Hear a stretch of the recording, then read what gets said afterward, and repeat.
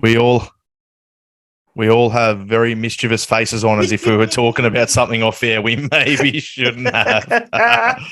Hello, lads. Good evening to everyone. Good morning to you, James. Episode 24 of the Rugby League Coach podcast. And we're really starting to get on, almost cracked the half a year mark. Lee, how crazy is it to think that, 6 months ago, you started this? We're 6 months deep. That's nuts. The funniest thing was how we started. I remember lying on my sofa and I couldn't keep my laptop or my phone or whatever it was still. And the coverage on YouTube, if you watched it, you'd end up feeling nauseous because it was shaking so much. And we just sort of winged it from the day. And then we've ended up putting out a thing to get people on the podcast. We've wanted any randoms just to join. We even sent the link out publicly. And we've ended up with this fine array of gentlemen here who are now regulars. And for those who missed it last week, we've got a Queenslander who lives in Queensland, a New South Welshman who lives in Queensland. We've got an Englishman who lives in Australia and Queensland. We've got a Fijian who lives in Sydney, but he's a Sydney Fijian.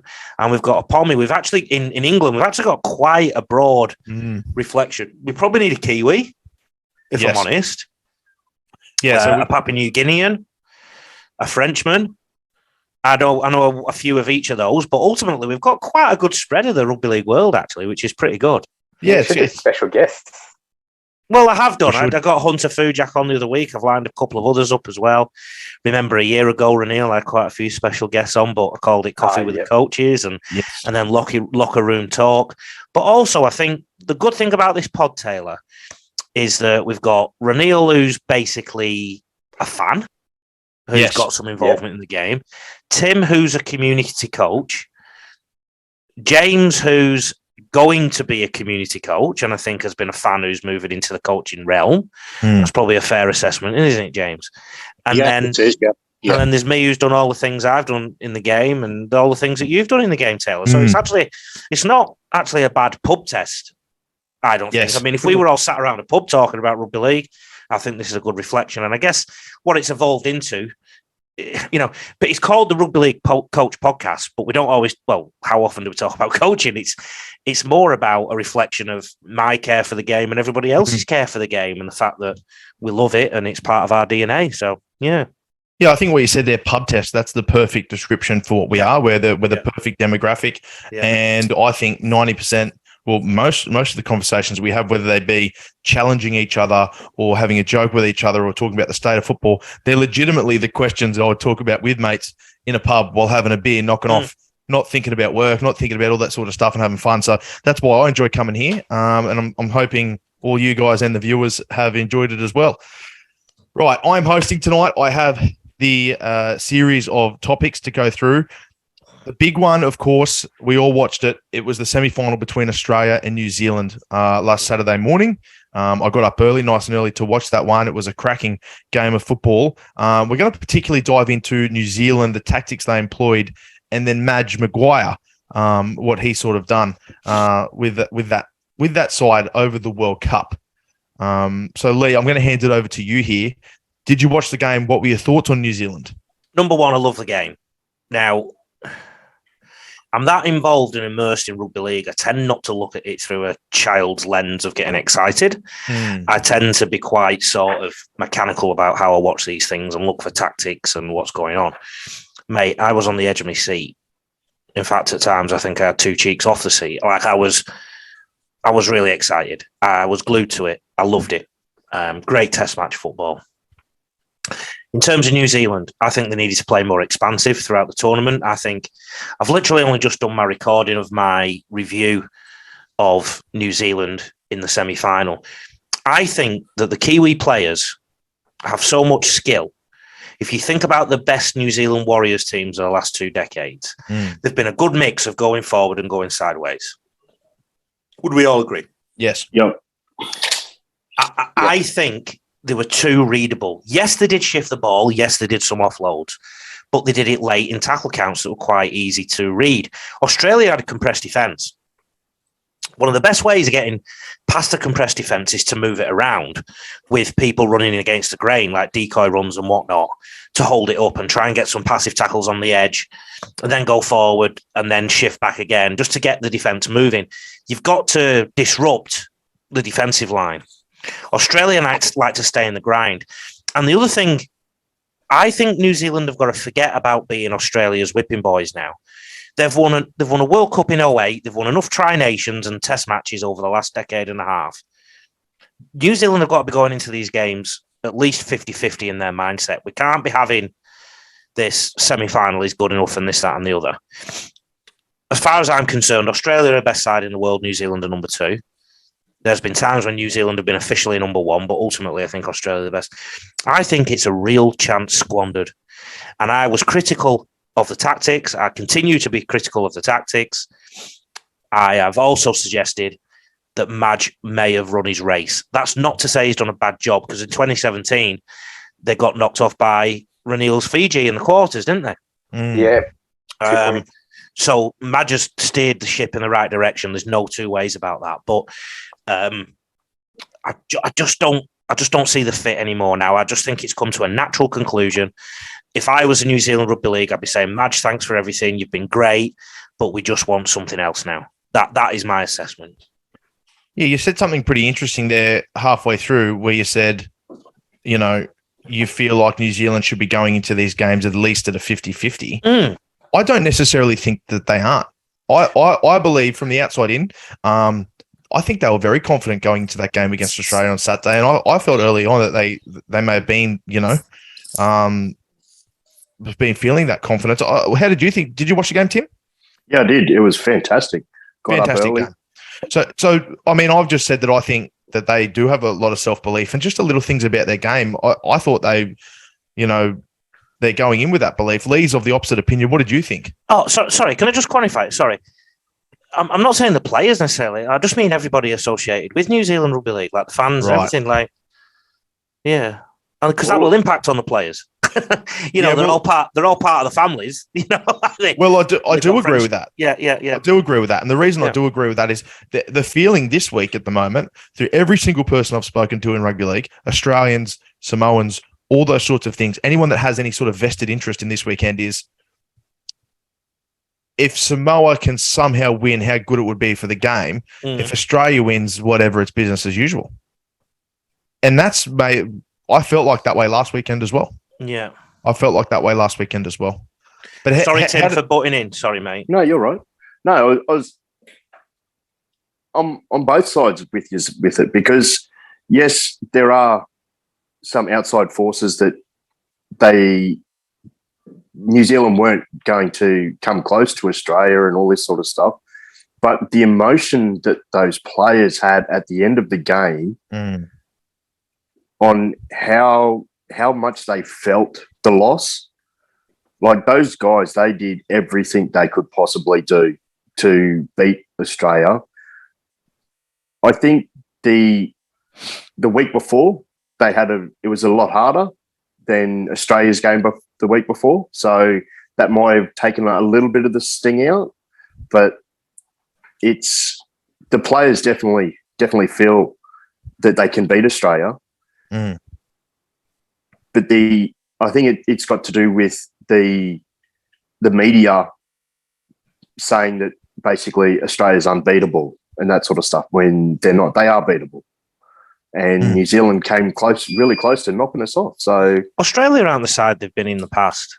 No, definitely not. What they are, though, is they're quite mechanical still. What Australia did last week, I believe, boys, is that they just stayed in the game. They kept the cool. A lot of people in the media criticised Nathan Cleary and on social media. He kept his head. He didn't lose his head. He wasn't having the best day. The refs are letting him go back 9 metres.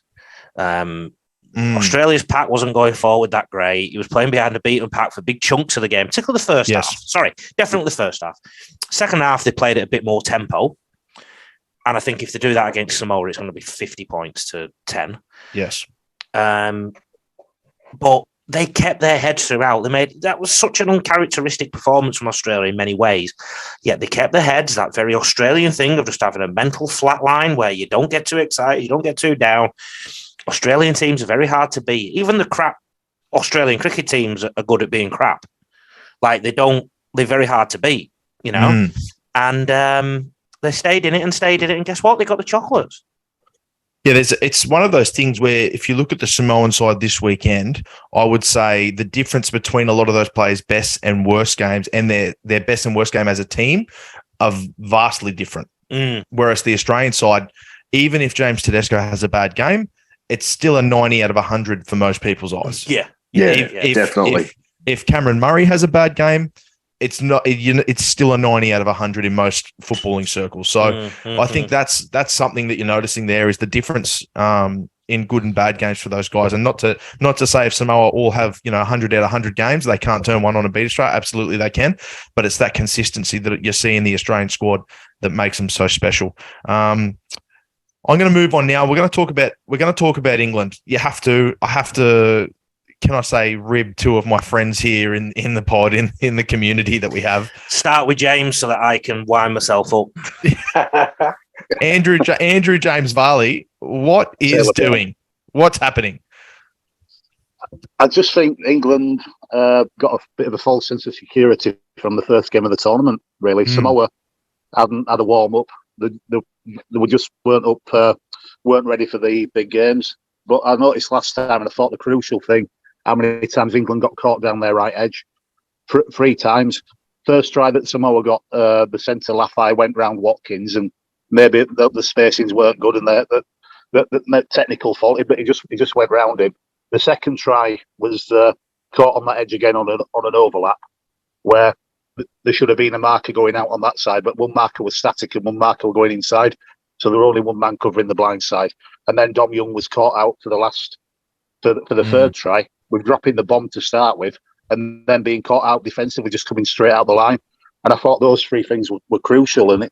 But then the mistakes were just magnified, and it was just higher intensity, really.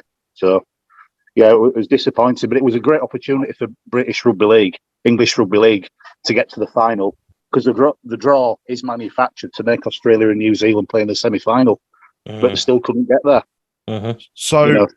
The question here, one of the big questions are, did England have a bad game, or is this a representation of the current state of English Rugby League? Is this where they truly are? Is Samoa catching up? Is England declining? I think it's where England truly are, because what you tend to get with these Samoa team, the Samoa pack is arguably up there with Australia's pack. And the Fiji, these South Sea Island packs of forwards, the amount of South Sea Islanders in NRL is showing up with all these teams, and I just think it's showing even more how much British Rugby League has gone backwards, because the quality of the NRL imports in British Rugby League is just not high now, and that's represented really to me. So I think it's just English Rugby League going backwards. I asked that question to you, fully well knowing that would wind up my mate over there. He's in my far left hand corner. So I'm going to pop the cap on this bomb and say, Lee, off you go. One of the good things about me having social media platforms is that I can also put video to prove my points. So vis-a-vis the New Zealand team, I've literally just edited a video and it'll be posted soon. And I'm about to edit the England one once I finish this recording this pod, and it will be online. They'll all be online roughly at the same time. People will have a plethora of Rugby League coach content this weekend to stew over while they're preparing to watch the final. Now, England were clearly under pressure.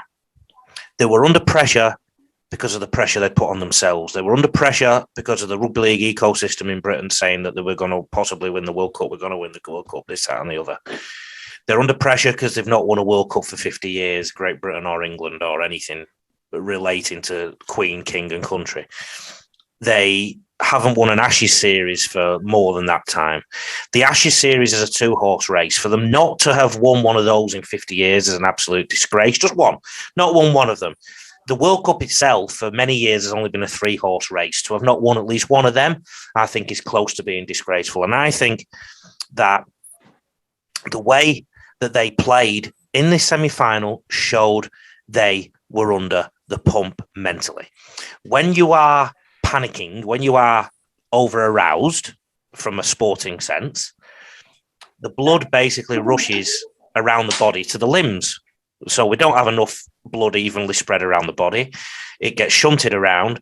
And that's why if you have a meal and then go out running straight away, you get a stitch because your blood's fighting between trying to digest your food and provide some kind of support to your limbs to make you move. Well, when you have fight or flight response because you are nervous, because you're panicking, it affects your decision making. It makes you heavy legged in defense. It affects your ability to process some things in communication. I've studied this, I know, and I've seen it with some of my teams occasionally in the past, and we've done things to remedy it. That's why the defensive edges weren't communicating with each other properly. That's why the kicks were going dead. One of the kicks nearly ended up in Russia. He put that much weight on it. That's why Dom Young dropped a high ball that he had all the time in the world to catch. That's why the 5'8", what's his name? The standoff, what's his name? Wellesby passed the ball to himself in Golden Point. They were garbage in Golden Point. And that's all because of pressure. It's all because of pressure. And to be better under pressure, you need to play more under pressure and train more under pressure. And I am absolutely adamant that our competition, our structures just don't prepare the players for that level of football anymore. And that's why Wales are getting tonked. That's why Ireland struggled. That's why France struggled, even though they've got mostly Super League players in. The standard of Super League has just dropped. As angry as I am, I'm not angry with the England squad. I'm not angry with Sean Wayne, the coaching staff. They did what I thought was a really good job. Yes, you can drill down on decisions about who played and who didn't play and this, that, and the other. That's not a conversation I want to get into right now. The conversation I'm really passionate about is the state of the game in Britain, the way it's been left to just be neglected. On the podcast previously, I've talked about the Northern Hemisphere sides, the state of their World Cup performances. It's just been left to rack and ruin. And this is the country, that brought the game to this earth. It was in the George Hotel in 1895. It was working men that fought for our rights to get paid to play this game. And for half a century, we've just severely underperformed. We are not as good as New Zealand now. I think New Zealand would always go into a series against us as favourites now. And I think Samoa and Tonga are now knocking on that door. Tonga have beaten Tonga have beaten Australia in recent years. Samoa have now beaten England. They might beat Australia this weekend. And we've just sat there idly by. I think it's an absolute disgrace. And the other thing is we had our chances. We had Sport England funding galore when we had the world-class performance plan. David Waite come in and put great systems in. Chris Chapman, my mate, followed up and did some great work. We were kicking so many goals, but our selfish clubs just kept getting overseas players that were well past their use by date and stopping young English kids getting through. And I'm absolutely filthy. I know I'm ranting, but I just want people to know how filthy I am, how passionate I am, and hopefully anybody back in England can see, even though I live over here, it still means a lot to me. And I'm absolutely filthy. I want to cry. I'm actually, Reniel, did you watch any of the English games here in the World Cup? Not live, but the replays, yes. I'm interested to know how you felt, obviously as a fan and someone that's, obviously recently fallen heavily in love with rugby league. I've noticed the way that England are playing football is more and more, they've certainly dropped out of that top three you were mentioning, Lee. Absolutely. I don't think they're on the level of New Zealand or Australia, but they're starting to feel more like a tier 2 nation. I was wondering, Reniel, how you felt about watching them, if you thought maybe they almost could be considered tier 2 now. Yeah, but I keep thinking, where and when did this happen? How come there's such a big decline up there in the north? It's probably a question more for Lee and James, but because I don't know what happened. They were, competitive. They were very competitive with Australia, New Zealand, that top three for so many years. So it's a bit confusing. To your point about being a tier 2, tier 1 nation, tier 2 nation, there's every chance Samoa won't even be a tier 1 nation after this, because a lot of it comes down to your domestic competition, grassroots, and this, that, and the other. So that is as clear as mud. That is as clear as mud, all that stuff. Absolutely. And I understand there's a lot more that goes into the tiering of the nations and all those sorts of things. But from the outside in, looking at it, you wouldn't know. If you were rocking up and watching the game today, you wouldn't know. You wouldn't see too much of a difference, I believe. No, you're right. On the field, they should be in the same tier. That's the reality of it. And it is sad, Renil, you're right, because there is such a steep decline in how they've played. I mean, Tim would absolutely appreciate this. I remember watching Great British Lions tour. I think it could have been 08 or something like that. And I remember watching one of their games and Adrian Morley, the way he was rucking up against it, I have 06, sorry. Fielden and Willie Mason got it. That's right. Yeah, that's right. I have vivid memories of how tough those games were. You know that series was the last time Great Britain or England beat Australia in a game. Yeah. Well, that's 2006, 16 years ago. Yeah, I was going to say really. I remember the Barmy Army. This is the Barmy Army, yeah.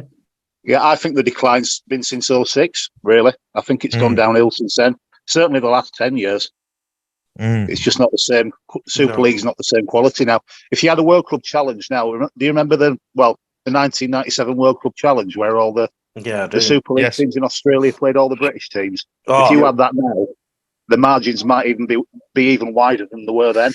I was hinting before this tournament, I said that this would be a watershed moment for Northern Hemisphere Rugby League, akin to the 1982 Invincibles tour. I think I've also said it on this podcast, Taylor. Yes, you have, yes. I think that has now come to fruition. The worrying thing is I get the impression that the powers that be in the corridors haven't got that much motivation to change it. I remember when the Invincibles and the Indomitables tore through England and Europe. The game in England went through a massive phase of self-review, reflecting on everything. I think there was some document or book or something, I forget. Phil Larder was heavily involved, but they had a massive crack at getting back up to speed. Mal Reilly was the coach for a while, and we beat Australia in a test for the first time in 10 years in Sydney. And then we took a test off them in subsequent series. It's now 16 years since we've even won a game. Now, you could argue Australia don't play England or Great Britain that much. And, that contributes to that. But even so, I mean, it's just a disgrace. To your point about the Super League, James, I think that the Super League has got worse quite visibly in the last sort of 4 to 5 years. Yeah, it has. One of the telltale signs, and I'm sorry to do this because he seems like a lovely guy, but Brodie Croft couldn't get into Brisbane Broncos team every week when the year they got the wooden spoon. Yeah. Now he's just won the Man of Steel award in England. Yes. Exactly. Now he can improve. He can improve. Look what Jackson Hastings has done, right? We've got to put that into some context, right? But are you telling me that Melbourne Storm couldn't get the best out of him? The Broncos couldn't get it? Are you not telling me that somebody in one of those two organisations couldn't have got the best out of him somewhere along the line? Yeah, I think Brodie Croft, I remember at the time when he left Melbourne and he came to the Broncos, and it was such a really big thing about how good Brodie Croft is going to be for the Broncos. I remember just going, that's not it. That's not the move. And, if Brodie Croft was the player that people had raps on him for, I'll tell you one thing for free, Craig Bellamy's not letting go of him. The Melbourne Storm aren't letting go of him. No. If he was, especially at a time when Cronk was close to retirement or whatnot, That's right. Yep. It just categorically, they would not got rid of Croft.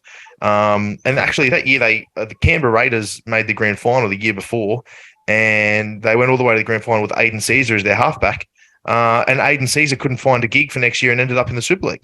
I remember thinking, why didn't the Broncos sign Aidan Caesar? He's a great half, a quality half, and he was let go and he went over to the Super League. But anyway, I'm digressing. Well, just another one. How highly regarded was Blake Austin in Australia? Because he's been a major player in Super League for the last few years. Who did he actually play for? I can't remember. The Raiders and the Tigers. That's right. He's a bit of a journeyman. He played Oh, Origin. did he play Origin? He did, yeah. Yeah, he Bit did of a play journeyman. Origin. He was one of the most amazing schoolboy players I saw, actually. Yes. He was a I gun, remember Blake him Austin. jumping out because he was roughly around your age, weren't he, Taylor, or maybe a little bit older? A little bit older than myself, but he was one of those guys that everyone was just like, he's destined. Yeah, and I guess when I say a journeyman, yeah, probably flattered to deceive a little bit is probably the best. He played on a wing for Great Britain. I mean, how much of a higher honour can you get? Let's move on before Lee and James end up, getting really upset about this thing. Start hugging I was just wondering, guys. James, any of the Super League teams and that, do they put like their players go back into the community, or they don't do that anymore? I don't think they do really, Tim, and that's what they need to do. I think the only way out of this mess in England is a long-term thing. Get the kids playing, get rugby league into the schools and get as many people playing and watching it as possible and get some money back into the sport. And because I think what it is, and I think the financial hit, I don't know how many tickets have already been sold for the World Cup final, but how much is it going to cost English rugby league now England aren't getting to the final? How many people that have bought tickets this week will not now buy tickets for that game? Yeah. So it's I wouldn't blame the organisers for that either, because they did everything they could to get England in the final. So well, they did, yeah. But at least the ref wasn't bent. We can't complain about that. Yeah, well, it's I just did a little bit of a look up then of how many people play rugby league in England as opposed to Australia. I thought maybe the numbers might be a reason why. It was just a quick Google, no real fact checking here. It's 160,000 in Australia and 260,000 in England. Right. Are you sure that's not rugby? Are you sure that's not rugby though as well? Union. Oh, I typed rugby league, but look. Right. It says here rugby league, but mate, there's 250,000 people play the game around the world. How many people play rugby league in England? 500,000, sorry. 248,645. But when was that start? 1982. Oh, mate, you're killing me here. I told you this is just a quick search. Quick search, Yeah, there's not 260,000. The game's not big enough. 248,000. It says here. Not even that. Well, 200. If they're all squads of, let's say 20, that means it's 12,400. No chance. I don't have a knife to you telling you this is the absolute fact. I'm just saying I had a little quick go on Google, and you're straight away into me. What do you want me to do? They'd be lucky if it's 100,000, I reckon. Yeah. Okay. All right. Okay. Do you think that number would increase with players going back into the community? I think rugby league in England, when they're not superstars, the best Super League players in England could walk down a main street in Manchester and people won't recognise them. And Manchester's just up the road from Salford. I mean, when you've got to try and fight for you can't ponce around as if you're a superstar. You've got to get out on the tools and make yourself bigger if you're trying to grow anything. So I'd come up with something. I mean, don't get me wrong. Maybe this is why I'm not a coach in the game of a Super League side. But I'd make all my players go out and do schools, and one stay with a school for a year. Yeah, definitely. As soon as you finish training, get to that school. Yep. Like you can't when you're behind the 8 ball, you've got to work twice as hard to get in front of the 8 ball. And Australia needs to do something similar too, but that's another thing. Definitely. All right, well, let's move on from one of the more upsetting games of the week to the good feel story of the week, Samoa. One man's disappointment is another man's glee, and the Samoan side, the parades in Australia, and I've got no doubt all over Samoa. How exciting is this for the Samoan community here in Australia? Tim, being on the south side of Brisbane, I know Redlands, there was a massive, can I say, fans sort of experience there where people just gathered in Redlands and celebrated.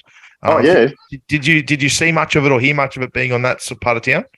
I did, because a couple of the guys I coach with at Redlands are of Samoan heritage, and they were just over the moon, and it's been fantastic. Their support that they've got off like Cook Islands have put a massive parade down the main street of the Cook Islands in their support for Samoa. Yeah, like all of all of the other nations are really coming together and putting their support behind Samoa. I think it's going to be fantastic. I really do. And I hope that they give Australia a really good nudge. Yes. Yeah, I do too. I think that'll be great for the game. It's funny, Lee, you're also down the south side of Brisbane as well, or, thereabouts. Did you see much of the parades? I'll tell you, I didn't watch the game live. I had myself a little bit of a sleep. But I woke up in the morning and I had probably about 8 to 10 notifications on my phone, as you do. And one of them was about 4 or 5 down was the World Cup. But I thought I'd do them in order. The first notification on my phone was something from Twitter. And it was a police report saying large crowds gathering in Redlands and police are on site escorting. And the first thing I said, well, I don't need to open the Rugby League World Cup one. I know Samoa have won, because they'd be parading in the streets. And as they should, mate, because how good is it for the game? It's awesome. The only thing I've seen are people driving around in cars with the Samoa flag. Yes. Prevalent, let's say. And I've just honked my horn and said, good luck for the weekend.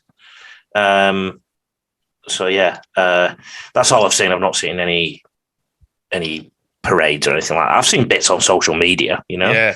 It's, it's funny, having lived over here now for the time I have and the coaching I've done.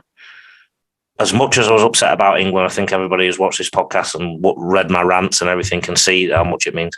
But, I'm probably equally just as pleased for Samoa and all the Samoan people I know and everything else. And the Samoan boys have coached. They're a big part of my fabric now too. So, mixed emotions in that sense. Yeah.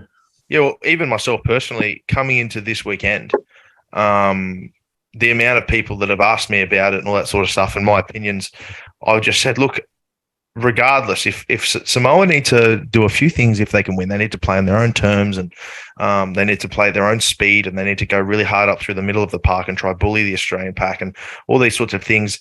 But I've just said, regardless of what happens, if Australia lost, I'd still be so happy for the Samoan community that they got this win. And I think I have that opinion from what I saw when Tonga beat Australia. I mean, you remember the scenes when Tonga beat Australia? They took the Tongan side and they did a whole tour throughout Tonga, and it was on the news every night in Australia. It was that big of a deal. And I know many Tongan blokes that have the score and the date tattooed on them because it meant that much to them. And I can't wait to, if it means Australia losing the final, I don't think I can be too upset. I really don't think I can. Let's push on. Let's talk about the World Cup in itself. The scheduling, the structure of the comp. We spoke about this a couple of podcasts ago. How with the scheduling and the timeframes. I know, Tim, we mentioned that, and whether they could put it on more friendlier times for the massive contingent down here, how the scores were blowing out. But it all seemed to sort of slap together over the last weekend, didn't it? It has. Yeah. Tim, talk us through it. I think how the finals has come about has been really, really good.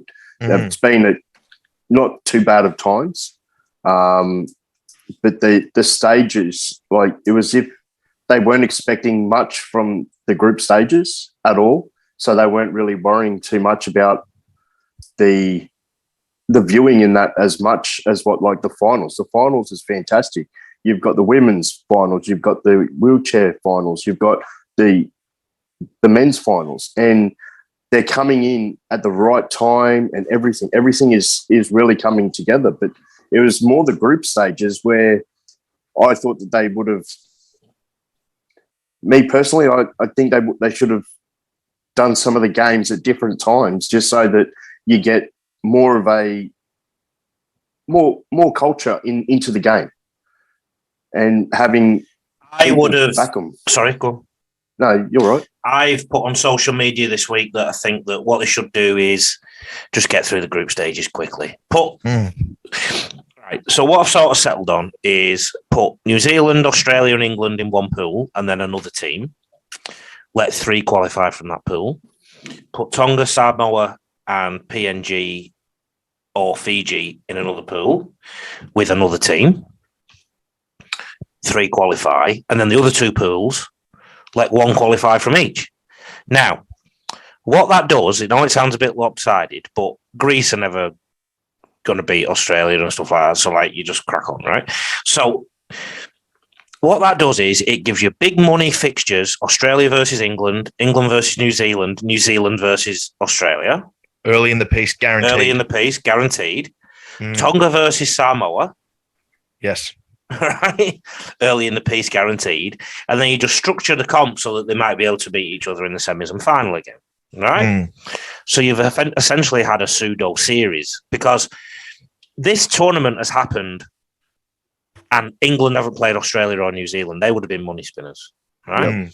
The other thing that I'd do with the group stages is make them last 2 weeks. Just get them over and done with. We had this 4-week procession of everyone getting bored of watching one-sided scorelines in front of 3 men and a dog. Like, condense it, play 2 games at the same time if need be, play one in Hull and one in Warrington so that the same fans probably won't get to both anyway. And don't worry about that. People can watch them on telly on repeat if they need to.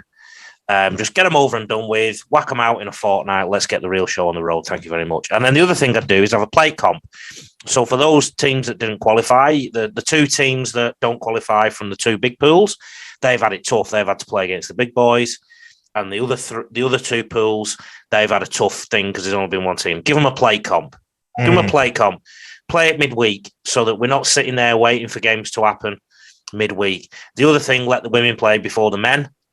Or after the men even, to give them pride of place.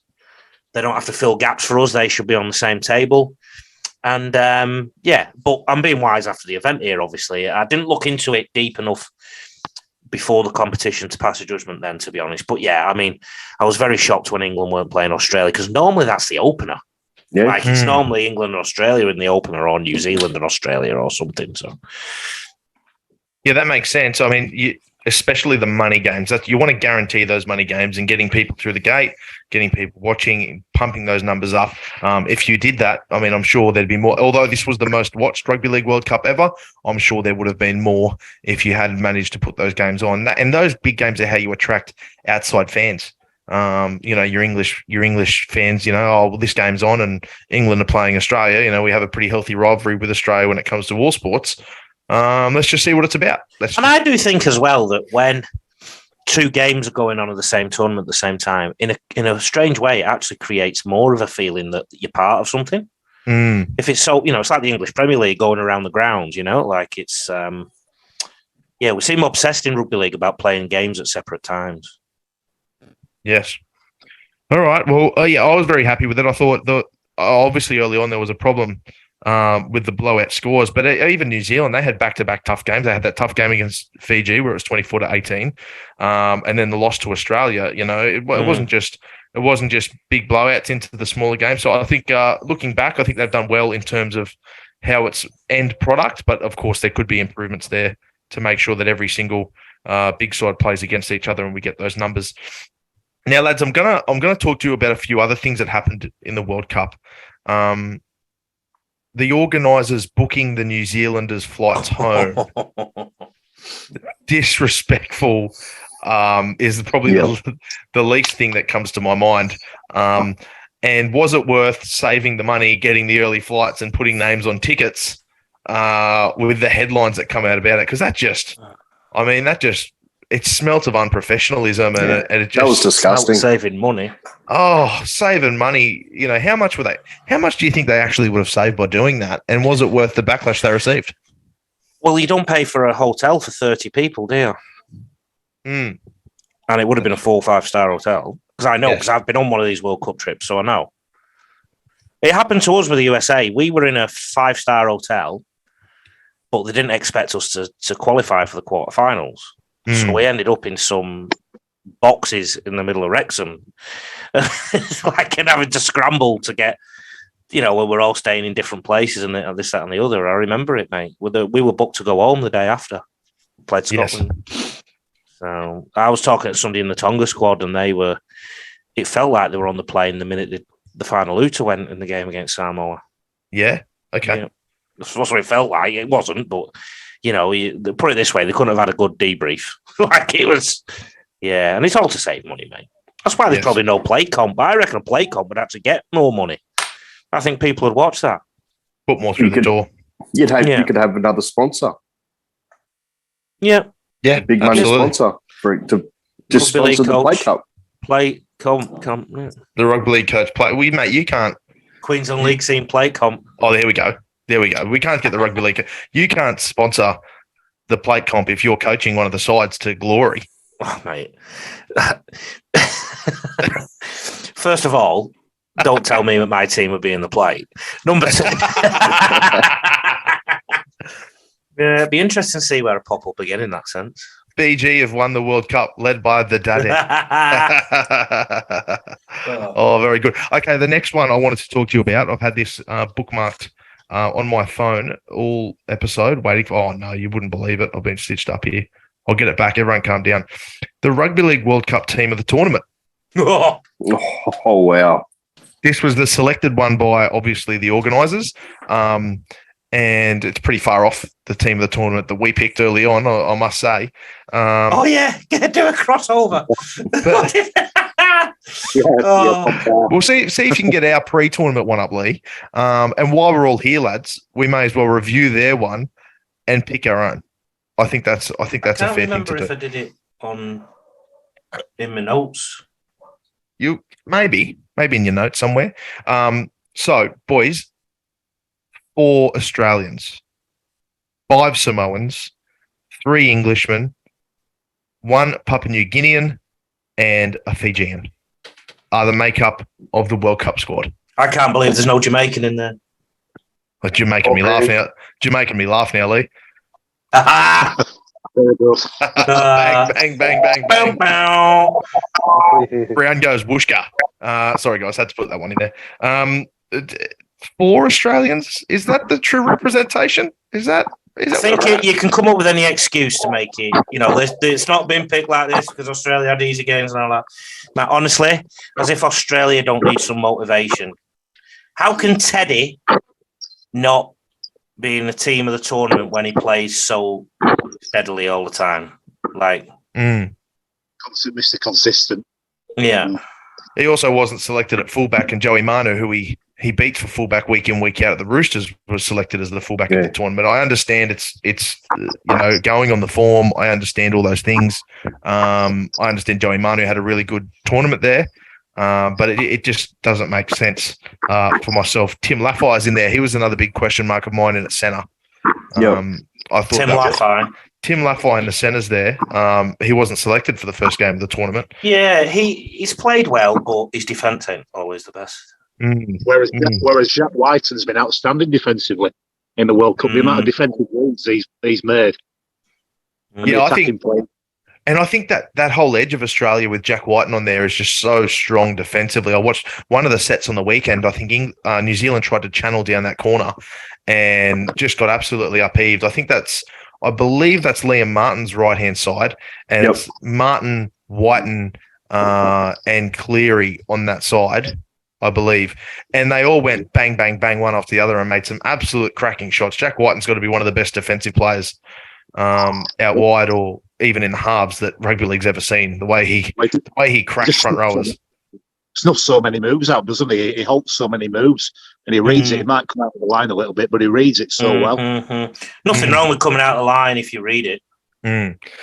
Mate, Jack Whiten is such a good defensive player. When I first come into the national under-20s competition, I remember someone saying to me as a front rower, they said, it's so easy as a front rower off the kickoff.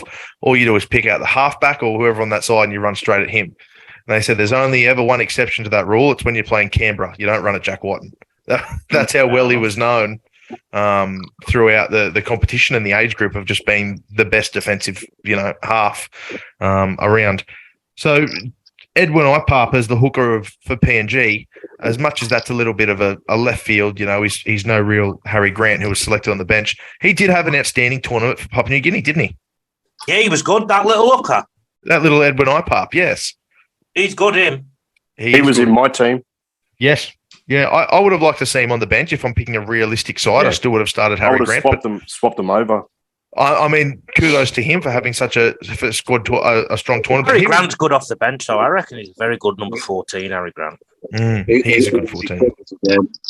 When you think you've got over the opposition pack, and then Harry Grant comes on, He's just got an all-round game, Grant, hasn't he? It's just his distribution's good. He's aware. Who was the Fijian that got in? Sunia Taruva. So Kikau didn't get a nudge. No, Kikau didn't get a look. Keon Reniel Kumar, did he get in? Coach. All 13 players. Sideshow Bob. Keon Kolomatangi, the only Tongan to make the side. The one with the hardest name to spell. Yes, Kolomatangi. Kolomatangi. So, very interesting. James Fisher-Harris on the bench. Paulo and Burr just starting at front row. A little bit of an interesting it seemed to me to be a political team more than anything. I think so, yeah. I think if you saw the selectors, they would have visited everyone's embassy the morning of and given out some chocolates and had a few handshakes, and they would have sorted on my Facebook page, which for those who don't know is at Rugby League Coach. Somebody posted that they don't know why George Williams was in there. They did George Williams with the emoji, where somebody's got their hands on their head. Yeah. George Williams' dad, at least I think it's his dad anyway, started defending him on there. Some of the things I've seen on Facebook this week, some of the comments people make, honestly. How good is rugby league? Someone has a crack and then their dad jumps on and defends them. That's the best Here's ever. another one for you. I have been privy to an email in an area of rugby league not too far away from where we are, Taylor. Okay. And Tim. And it's not Brisbane, it's not Gold Coast. That's all I'll say. Right? Somebody who's on the board or whatever, his dad wrote to everyone else saying, "Stop picking on my boy." Right. An adult. Wow. Yeah. It wasn't them words, I'm paraphrasing, but that's basically what it was. Wow. So, yeah.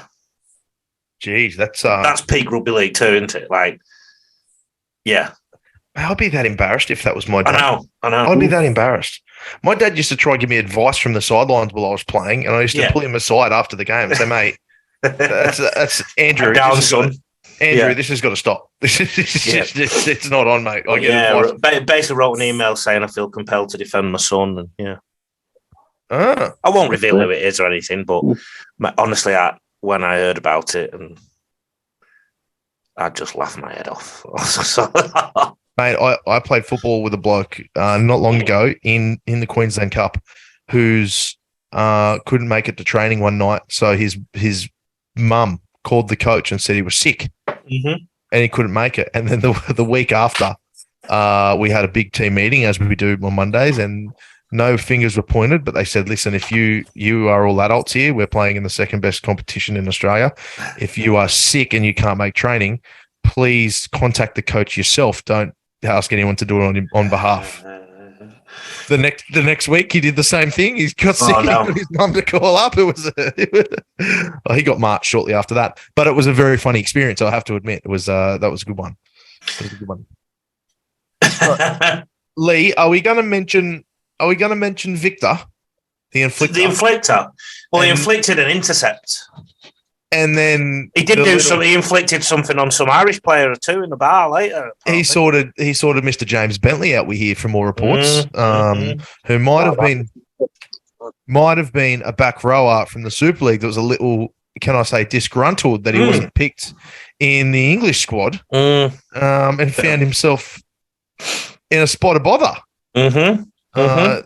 Not very good outlook on a man who's currently shopping himself to NRL clubs, is it? No. Peak Rugby League, isn't it?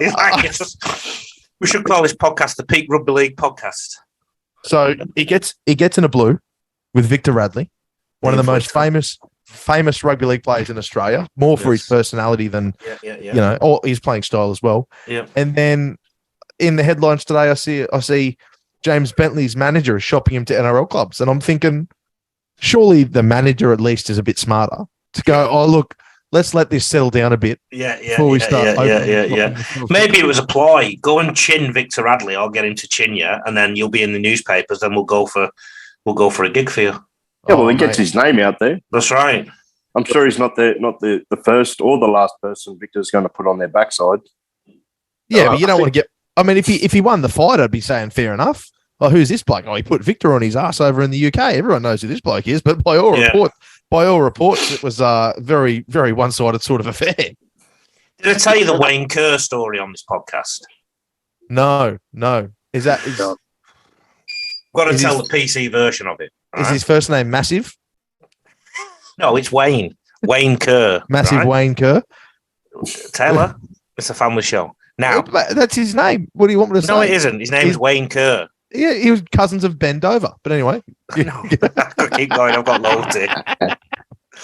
The nutritionist Chris P. Bacon. Guys, before we start, I better leave the podcast because I've got to get back to my working. Back to the bus. Ding, ding. Okay. Tickets, please. I'll leave it for a new topic, so I better get moving, but I'll hopefully be on next week. Okay. All right, lad. See you All after. right, mate. Take care, mate. Thank you very much. care. Cheers. Yeah. Bye. Bye. Bye. Yeah, Wayne Kerr, right? So we were with the Island squad and we were in the Manly Wharf Bar, which is in Manly. And it's a wharf bar. And a lady, he'd been in the paper as Wayne Kerr and this and the other. And a lady walked in, very attractive, may I add, and said, where's Wayne Kerr? I want to insert expletive with him. So, yeah, right? Copulate would be the word I'd use on them. 28 blokes put their hand up and said, I'm Wayne Kerr. Oh, how good is that? Like Monty Python and the Life of Brian. You see that one? Yeah. I'm Brian and so's my wife. He's not the Messiah. He's a very naughty boy. Naughty boy. Oh, that's Willis Wodger. That's one of the. So no, we don't have a Wodger. Do we have a Wodderwick? Have you seen that one, Renil? You got to go watch that one, mate. He's not laughing. He's going, what are these blokes on about? I got no idea what you're talking about. Mate, Oh, watch it. between now and next podcast, you got to watch Monty Python, all Monty Before Python my movies. No, you got to go watch them. And have you watched The Castle? That's another great one. Castle, So the greatest here's a Australian few movie. other players. Here's a few other rugby league people that we've got to look out for. Jack O'Norrie tells a tall story. Jim Balls, he's the trainer. Domen Hater. a ladies player, Wendy Wynn. And Joe King. Mate, my wife has a cousin, and her name is Joe King, and she hates me because I bring it up every time I see her. Karaoke, Oh, just in case. yeah, I love that The one. club doctor, Dr. Payne. Yes, Another female player, Barb Dwyer. Helen Back, she's been in one of my adverts before. An Assassin. Amber Lance. Another one who's been in one of my adverts, Alan Key. He can unlock your potential. Yeah. Hollywood, play acting female player. Chaos. Polly C. Holder. German coach called Jürgen Awin. Aaron Parks. Aaron Roundtree. Rhonda Parks. Rhonda Hill. Lisa Carr. Neil Downs, my personal favourite. Hamish Tadije.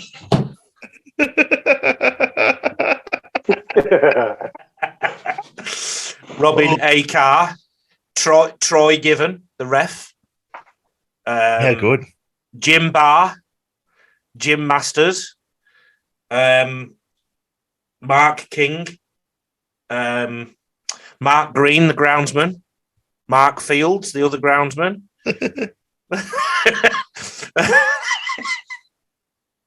Adam P. Field, the other groundsman. Will You Not? Jim Head. Jim Key, one of Alan's sons. Jim Sessions, Alan Key's daughter, Anna Key. Pat Downs, Benny Fitz. Where'd you get this list from? Just make them all up with me mates. Stan Dandy Lever, Ben Downs, the old Sergeant Major Dick. That could be your new name, Tim at Clinic. Scott Biggins, Grant Bale, the legal rep, Ben D. Fellows, the flexibility coach. Alan Key's dad, Don Key.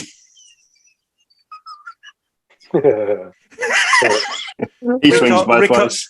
Ricochet. Everyone likes to bounce things off him. Oh yeah, Ricochet. That's a good one. Oh, Jack of it. And then there's some rude ones I can't read out.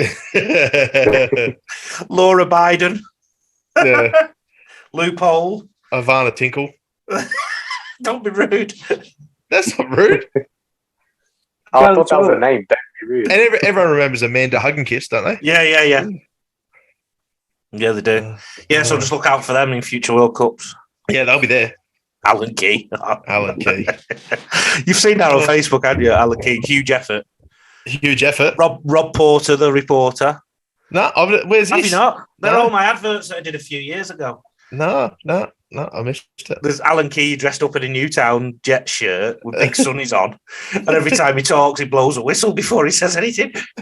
I'm Alan Key. I'll unlock your potential. No. Like, no. Oh.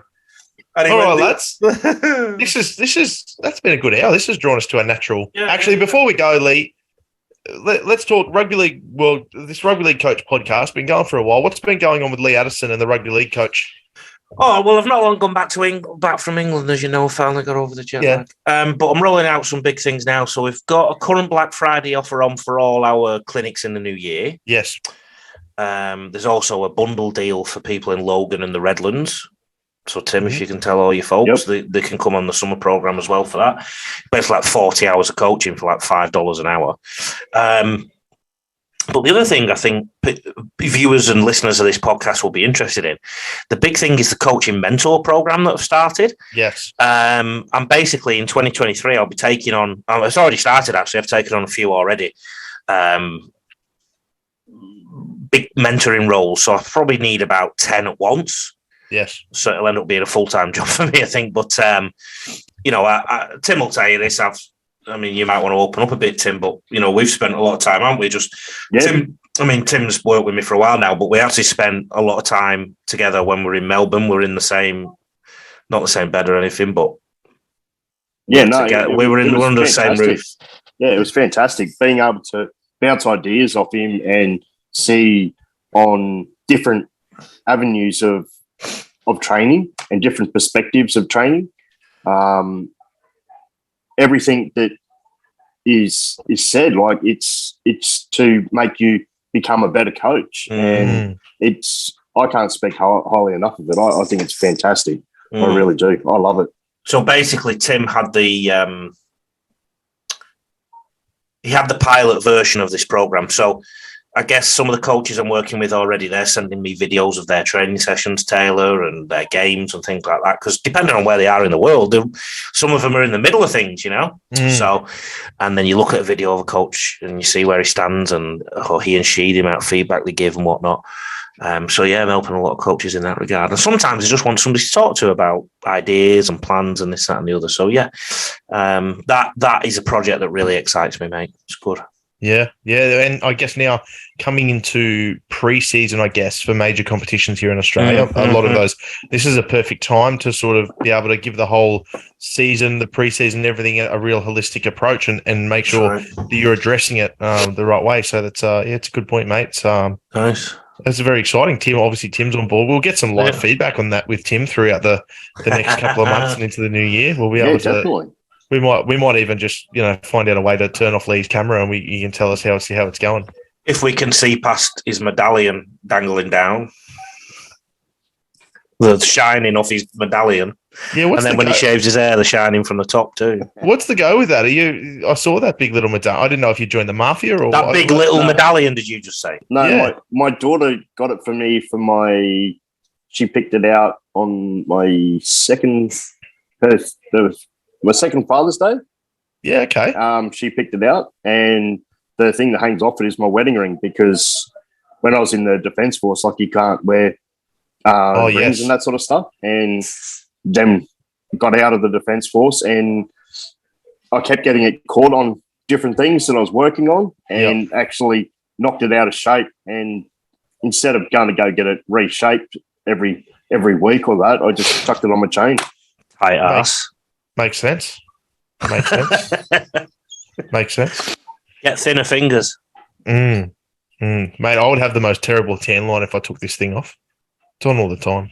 Is it? Yep. Not so you're the husband of the year, mate.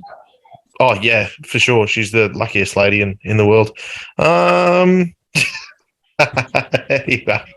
Anyway, all right, lads. Well, it's a bit of a natural progression towards the end. Oh, lovely. We've hit it off. The next week's going to be big. We can talk the Rugby League World Cup winner.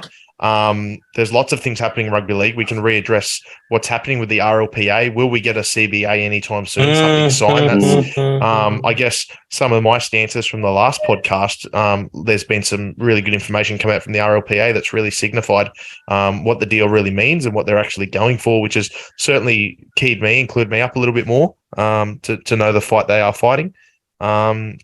I mean, there's loads and loads of stuff happening throughout the rugby league world. There's enough, yeah. There's loads. There's lots of fighting happening always between New South Wales and Queensland and competitions and all that sort of stuff. So it's all out there. It's all lovely jubbly. All right, gentlemen. Thank you very much. We will catch you next week, episode 25 next week. So, quarter century. Awesome. Can't wait. Hey, good. Thank you. Thank you, gentlemen.